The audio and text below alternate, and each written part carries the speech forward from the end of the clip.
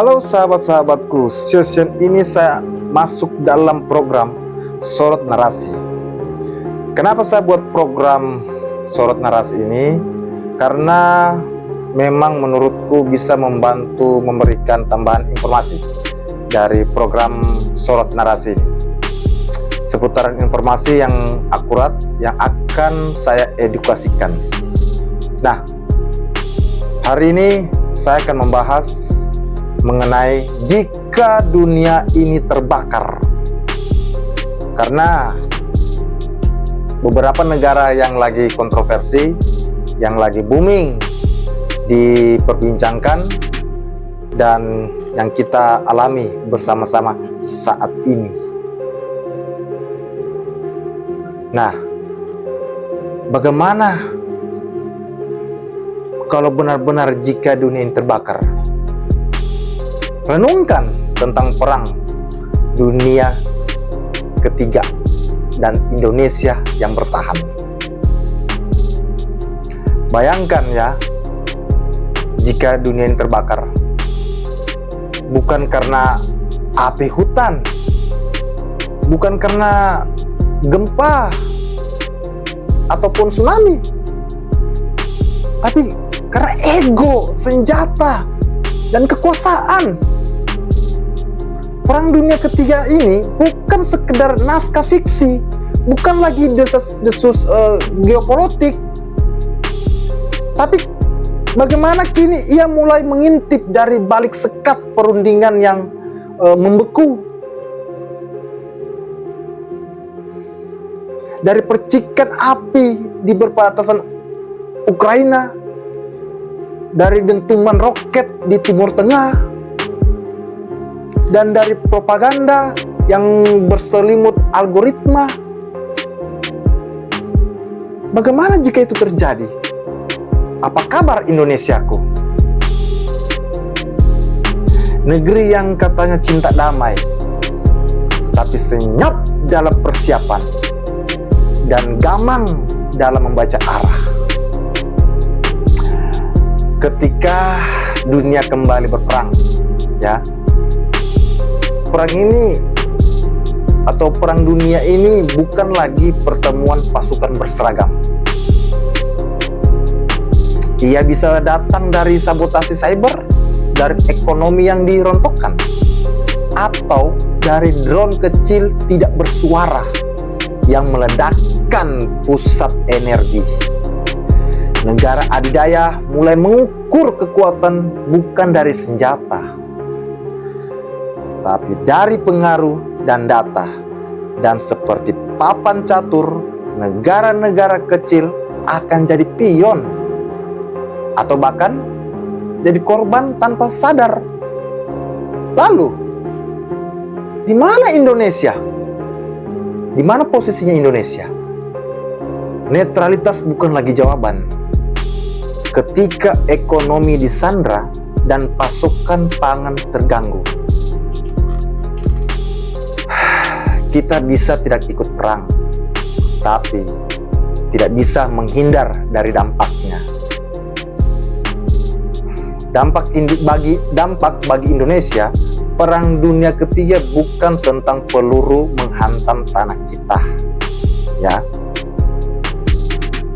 tapi tentang beras yang tidak masuk pasar, atau solar yang menipis di pelabuhan, dan anak-anak kita yang sekolahnya terganggu karena internet dikunci, inflasi bisa menanjak, mata uang bisa terseret arus, investor bisa pergi,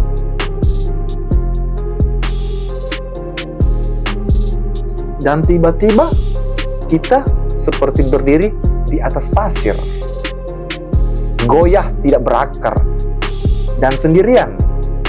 Tapi sejarah Indonesia bukan sejarah yang mudah dikalahkan, karena di tengah gelombang krisis Asia tahun 1998 kita bertahan. Di era pandemi kita belajar adaptasi. Hari ini dunia boleh terbakar, tapi bangsa Indonesia sudah pernah diasah dalam bara. Ya. Kira-kira apa jalan keluarnya? Ketika dunia bicara senjata, kita harus bicara ketahanan. Ya, bukan sekedar ketahanan pangan, tapi ketahanan moral, energi, teknologi, dan pengetahuan. Petani di pelosok-pelosok, petambak di Pangkep, nelayan di Ternate, ya, mereka bukan sekedar statistik, mereka adalah garis depan kedaulatan kita.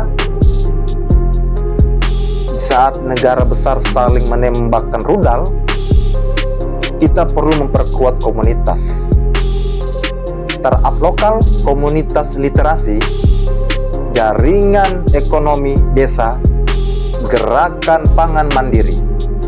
Merekalah pasukan tidak bersenjata yang bisa menyelamatkan bangsa dari kelaparan,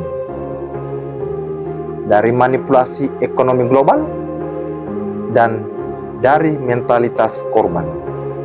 Karena bangsa besar bukan bangsa yang kuat di perang, tapi bangsa yang tidak mudah jatuh saat dunia terjerembab. Dan sekarang Perang Dunia Ketiga mungkin tidak bisa kita hindari atau tidak bisa kita hentikan. Tapi kita bisa menentukan bagaimana kita bertahan. Kita bisa memilih diam atau bersiap. Pilih mana? Atau juga bisa memilih cemas, atau kita harus cerdas. Atau kita bisa memilih panik, atau kita harus bangkit. Karena di saat dunia berperang, hanya negara yang punya visi dan kemandirian yang akan tetap berdiri tegak.